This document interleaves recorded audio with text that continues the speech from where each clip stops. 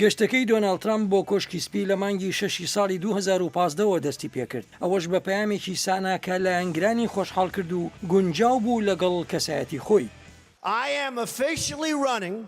من بە فەرمی خۆم بۆ پۆستی سەرۆکی ویلایەتە یەکگرتووەکانی ئەمریکا ڕادەگەێنم و ئێمە پێکەوە وڵاتەکەمان سەر لە نوێ مەزن دەکەینەوە.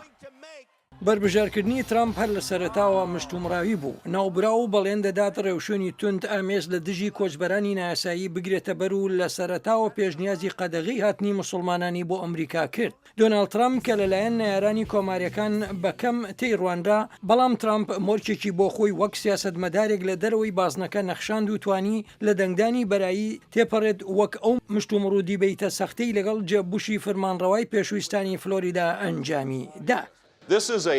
ئەمە کارێکی سەختە. بەڵێ تۆ کەسێکی بەتوانایی.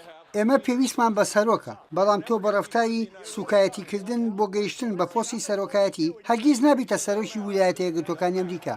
لە پێشبڕکێ بۆ بربژارکردنی کاندیدی پارتی دیموکراتەکان هیلاری کلنتن سەرکەوت دوای دیبێتی زۆر سەختتر لەوەی چاوەڕوان دەکرا لە بەرامبەر بێرنی ساندەرزی فرمانڕەوای ڤێرمۆنت هەرکە هیلاری بربژارکردنی خۆی مسۆگەر کرد ناوبرا و هەوڵیدا دۆناڵد ترامپ بە کەسێکی نەشیا و وێنە بکات.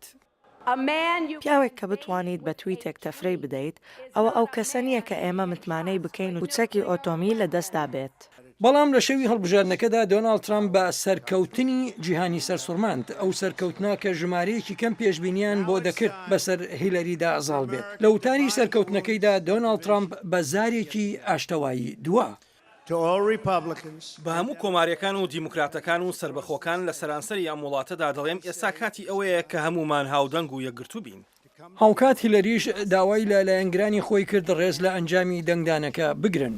دانڵد ترامپ دەبێتە سەرۆکمان هەر بۆیە دەبێت دەرفەتی ڕابەرایەتیکردنی پێ بدەین. تۆم دیفرانک شیکار دەڵێت خواستی ترامپ بۆ گۆڕانکاری یەکێک بوو لە هۆکارەکانی سەرکەوتنی. بە هزری من هەمومان لەوانە میدیاش تا ڕادێک تواناکانی دۆناڵد ترامپمان بەکەم دەزانی دەرئەنجام سەرباری هەموو کەم و کورتیەکانی بەڵام خواستە زۆرەکانی ترامپ بۆ گۆڕانکاری سەرکەوتنی بۆ دەستەبەر کرد. دەبێت ترامپ ئێستا هاوسەنگی ڕاگرێت لە بەجێگەیاندنی بەڵێنەکانی بۆ لایەنگرە سەرسەختەکانی هاوکاتی ئەوەی دەبێت یەکریزی لە وڵاتدا بخۆڵقێنێت دوای ئەم هەڵبژاردنەی کە لە مێژووی ئەمریکا زۆرترین دابەشبوونی بەخۆوە بینی. As a country, thriving. It can happen.